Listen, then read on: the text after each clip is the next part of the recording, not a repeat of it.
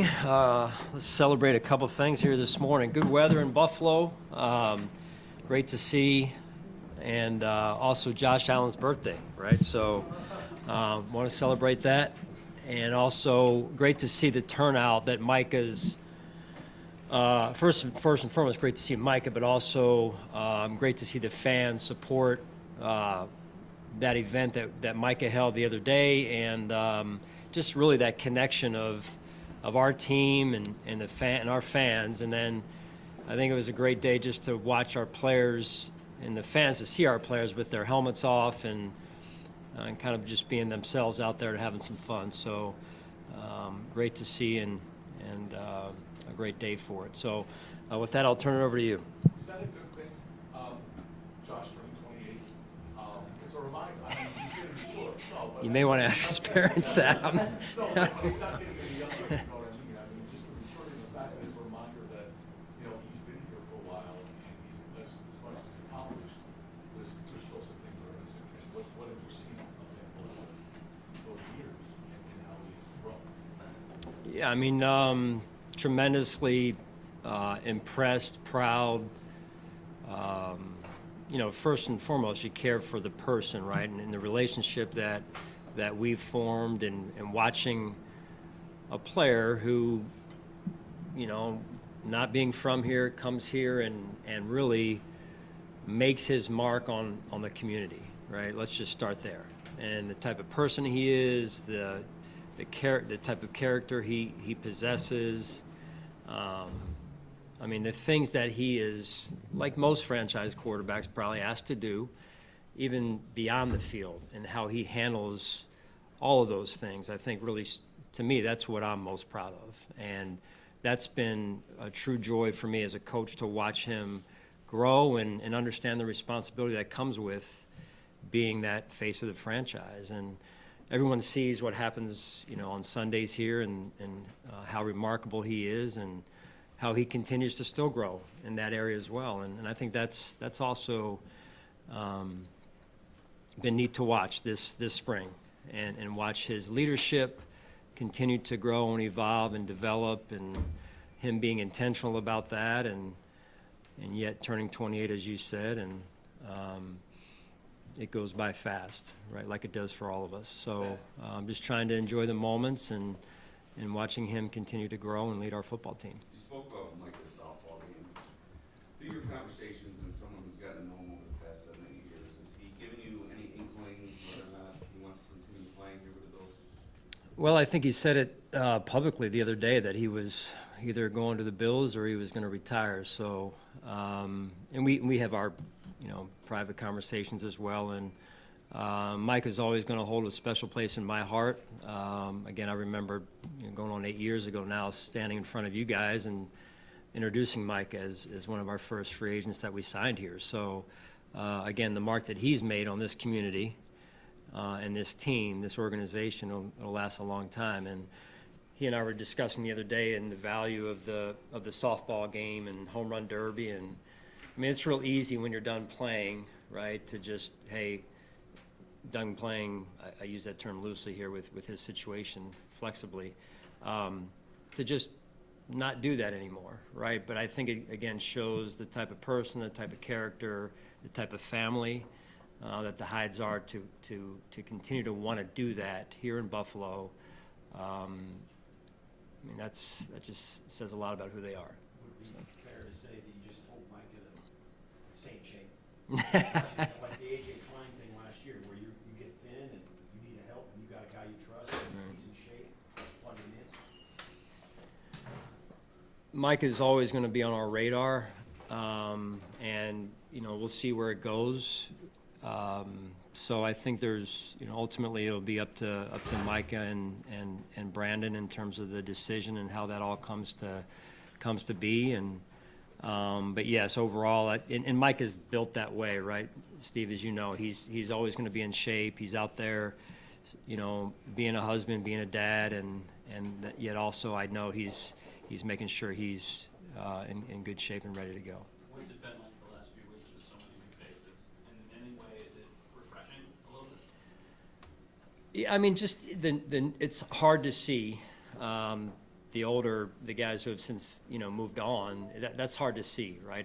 But it's a necessary part of our business. But the new faces, getting those players up to speed, there's kind of a new excitement around, new energy, having to tell players how to get to the cafeteria, how to get to, and where the team meeting room is. Some of it's first day of school type stuff, right? So, I've been very impressed with, number one, the attendance that we've had. We've had great attendance throughout the whole off season. A couple guys missing here and there, and I think Daquan's out today again, and Rasul. That's what I have to my knowledge at this point today. But the attendance has been great. The focus, day in and day out, has been tremendous. Going out there to practice for the second day now today, and watching those guys practice yesterday, how focused they were, intentional about improving. And again, just for us as coaches, the coaching staff, educating our players on our core beliefs philosophically, the fundamentals that have to go with things, the detail that we need that leads to the execution we're going to need on Sundays. Just getting these players as up to speed as quickly as we can. Sean, say Rasul and Daquan are out. Does that mean hurt or they're Not here today, yeah. Is there anyone that's with injuries that we're not going to see out there? You will not see BT out there today. He's and then you won't see Milano out there today. Tommy Doyle, Spencer Brown. Spencer will be out there in some capacity, but not in the team drills. What happened with Spencer? Michael mentioned it a couple years ago. He's been banged up. Shoulder, yeah, off-season surgery there, the shoulder. What is your thought process on working that into the whole thing? How far away might you be from just being to be out there? Yeah, so the word I've gotten from our training staff is that he's on schedule. Matt's here every day. I can tell you that he's working hard. It's probably going to be more closer to training camp until we see him out there, and maybe some drill work before that, maybe not. It'll just be how he continues to progress at this point. Sean, tell us a little bit about just the experience that you're going to have at the receiver position and what kind of different dynamic that creates and opportunities to come out of that. Yeah, a number of new faces. I think it was eight new faces or more. So it creates a different dynamic, to your point. It creates energy. It creates a little bit of a wait-and-see approach in terms of the competition, the evaluation, who fits into what roles, how we build our offense around who we have. So I really like the way that those guys are working. Coach Henry's doing a phenomenal job with them, and to their credit, they've all embraced, hey, you're going to be moving around, you're going to be trying different positions, we're going to be trying you out, and the mental piece that goes with that is not easy, and they've all embraced that, and my hat goes off to them for it. So is there more of a kind of evaluation for you overall at that position than there's been the last few years? I mean, we always evaluate, Sure, understood, but because of the newness, Yeah. definitely an overall evaluation and just seeing who does what and what their strengths are, and I think that's an important piece of identifying their strengths as well this time of year. On the field, but off the field as well. Yeah, so probably a little bit different than the public's appreciation, I'll say, at this point for Keon and his gift for words, right? I have found certainly that, but that playful, fun person, but also a rather focused young man that's here to play football and help this team any way that he can. So I've appreciated that, and certainly appreciate too his wit and his sense of humor and whatnot. But I think more than anything, just him wanting to just, hey, how can I help the team, and going out there to compete every day. Sean, to that point, last week he said, a jacket ain't gonna get that done, I still have to make plays on the field. How important is that for a youngster coming in with this big personality to be rooted in Yeah. those things? No, it's huge, right? Because a little bit of playfulness is good, and there's a certain time and place for it. But Keon, from a young person standpoint in this league, understanding the importance of earning the respect of your teammates first and foremost, and the work that's got to be put in between now and earning your right, earning your spot. Hey, Sean, what kind of challenges for Connor recovery, both mentally and physically? I think more than anything, it's just call it a newness. Even though he's played there to some extent before, it's just more a newness to the position. Some mental, but Connor is just wired in such a way that he was probably already going through that in his mind because last year, excuse me, he was in a role where he could have been moved over, in the course of a game to back up Mitch, what have you. So he's just so mentally consistent in his day-to-day approach, and I think that's really going to help us. Sean, do you have discussions with the second-year guys who had some success last year, Dalton, Cyrus, those guys, to make sure that they're doing even more going into year two? Discussions, yes. To do even more, I think you got to be careful there, right? Of, hey, expectations changing means that this player has to do now this as opposed to doing this. Those guys are driven already that way. That's the thing with high achievers. They're always going to be, hey, how can I take another step? To your point, Josh. However, I think it's just important that they continue to grow, and whether it's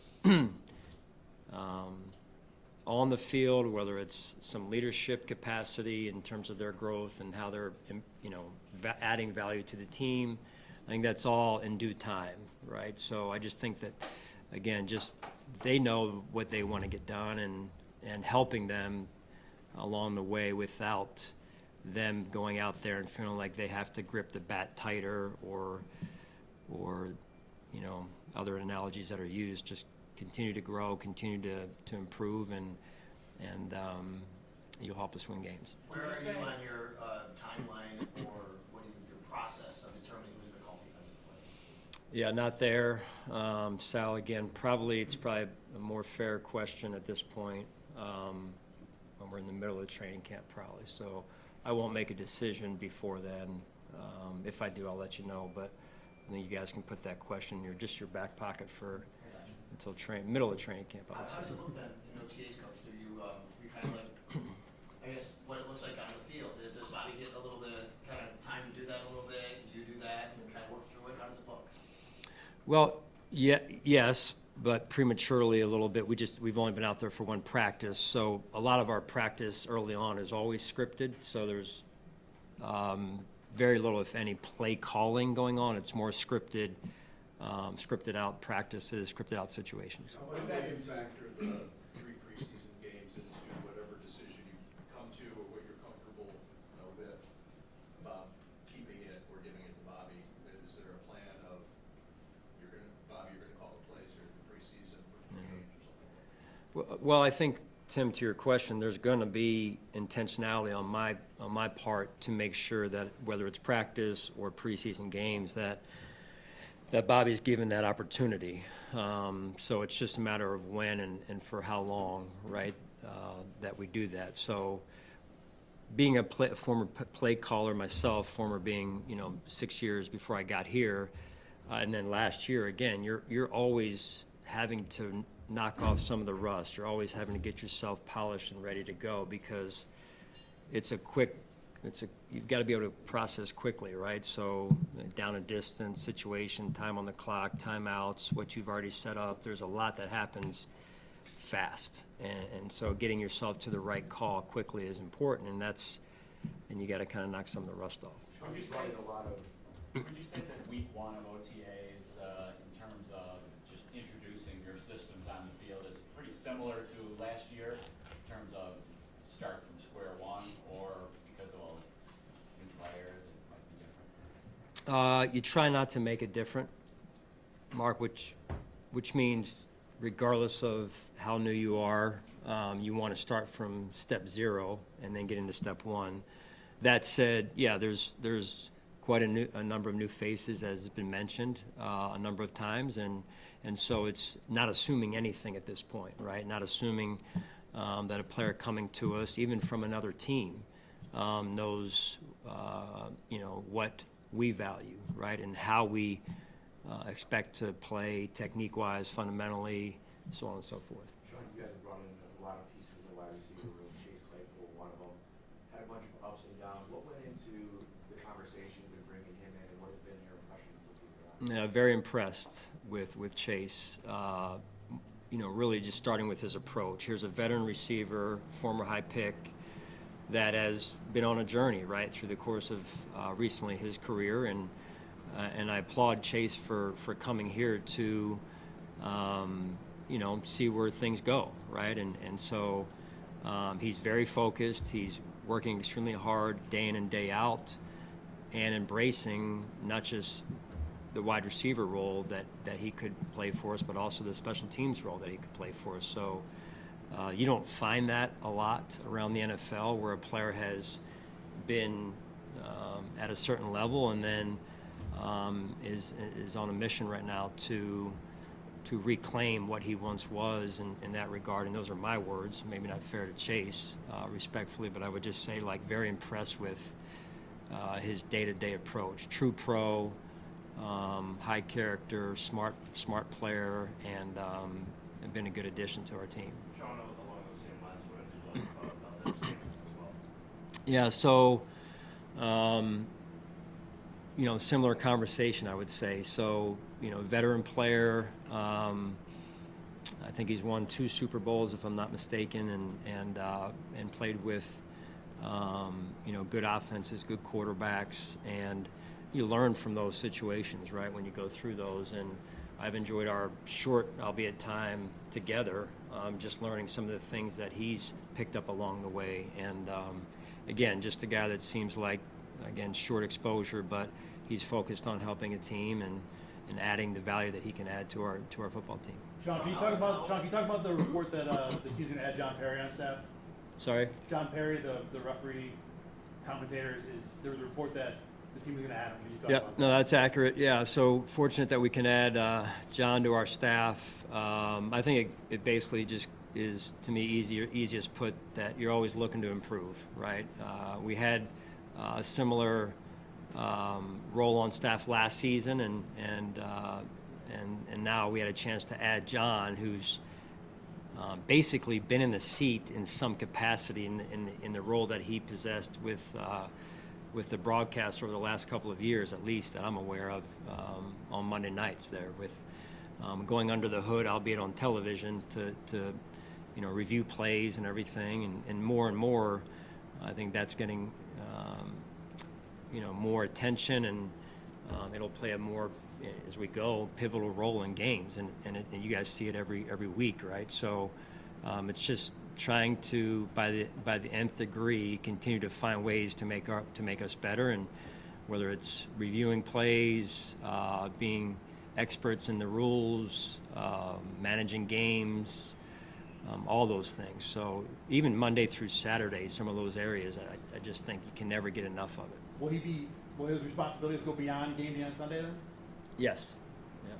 Sean, how beneficial is it, especially this time of year, to bring in guys when they're new, like Mike Edwards, who is familiar with the same type of system he's had in Kansas City, even D, late in the process here to get him, playing for Todd, go out there now, and it's a little bit, maybe similar in a lot of ways. How beneficial is that this time of year? With Mike, you were saying? Mike Edwards and D Delaney as well, who've had a little bit of kind of familiarity with the same type of system. Yeah, I mean, you're talking, again, a couple of veteran players that have seen Mike in this case. I'll speak more on Mike's situation, just been around him a little bit longer. He's seen some success as well in his career, and you take some things out of those experiences. And I should add, Mike's dealing with a little bit of a shoulder right now for the next 3-4 weeks. But beyond that, he's been a good addition to our team, and really liked the way he played this past season, in particular with Kansas City, and the seasons before that with Tampa. Sean, how do you feel about where Vaughn is physically and his ability to maybe get back to closer to where he was before the injury? Yeah, I think we take it on a one-day-at-a-time basis. Vaughn spent some time away and came back this weekend, and so yesterday got a chance to see him out there, which was good to see, working with his teammates, and Von's attitude is always a good one. So it's good to have him around. Sean, you Last touched, we talked to you about Austin Johnson was before you had met him, it was like, that was still in progress, so what's it like now, getting to see him around here, or Yeah. getting to know him more? Yeah, a veteran player again that has experience, and he's a fun guy to be around. He likes to joke around, and yet he knows based on the position he plays, it gets serious awfully fast, right when you're inside, in particular on those line of scrimmage roles. So I've enjoyed getting to know him and some of his sense of humor as well. Sean, you touched on it a little bit earlier. This is the last one. I gotta go here. So You touched on it a little bit earlier, the turnover, it happens every offseason. Yeah. How much different was it this time around because of the guys who've been here so long with you, Tre'Davious and Micah and Jordan, just guys who've been here, Mitch Morris, guys who've been here a long time? yeah, those are guys that I'll take with me for years, the rest of my life, right? Our relationships, the memories that we've had over the years, the mark that they've made on this organization and this community, and can't thank them enough. But our relationships will continue, and so that piece is hard. At the same time, it's the job that we're in. It's the duty that we're called to do, and that's onboard new players, right? Onboard new staff as well, and so we're working hard to get those guys up to speed as quickly as we can and get them going here. Thanks, Sean. Thanks, guys. Practice access will be